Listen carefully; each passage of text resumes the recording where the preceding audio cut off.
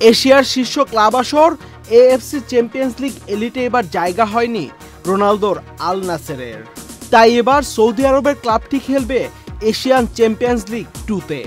এই আসরের ড্রয়ের পর থেকেই রোমাঞ্চের জোয়ারে ভাসছে ভারতীয় ফুটবল। সব ঠিকঠাক থাকলে এই টুর্নামেন্টের স্রোতেই যে ভারতীয় ফুটবলের তীর স্পর্শ করবেন ক্রিস্টিয়ানো রোনালদো। শেকড় থেকে শিখরে। এখানে এবার আল নাসেরের গ্রুপ সঙ্গী ইন্ডিয়ান সুপার লিগের দল এফসি গোয়া। ডি গ্রুপে এই দুই ক্লাবের সঙ্গে আছে তাজিকিস্তানের এফসি ইস্তিকল ও ইরাকের এএফসি আল জাওরা। শুধু এই গ্রুপই নয়, এই টুর্নামেন্টের মূল আকর্ষণ এবার রোনালদোর ক্লাব আল নাসের, তা বলার অপেক্ষা রাখে না। সেটির কারণ রোনালদো নিজেই। এছাড়াও আল নাসেরে আছেন Sadio Mane, Joao ফিলিক্স, Inigo Martinez, কোমেনের মতো তারকারা। তবে রোনালদোর আবেদন তো সবসময় অন্য উচ্চতায়।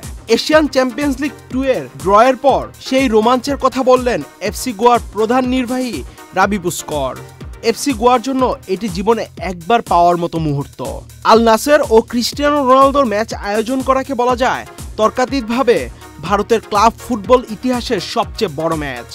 প্রধান নির্বাহীর মতে ভারতের ফুটবলের জন্য এটি বড় একটি সুযোগ নিজেদের অবস্থান জানান দেয়ার।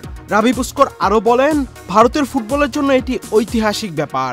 যোগ্যতা দিয়েই আমরা এই জায়গায় এসেছি এবং এই ধরনের ম্যাচ আমাদেরকে সুযোগ করে দিচ্ছে দেখিয়ে দেওয়ার জন্য যে মহাদেশীয় পর্যায়ে আমরা লড়তে পারি, খেলাধুলার বৃহত্তর অংশ আমরা হতেই পারি।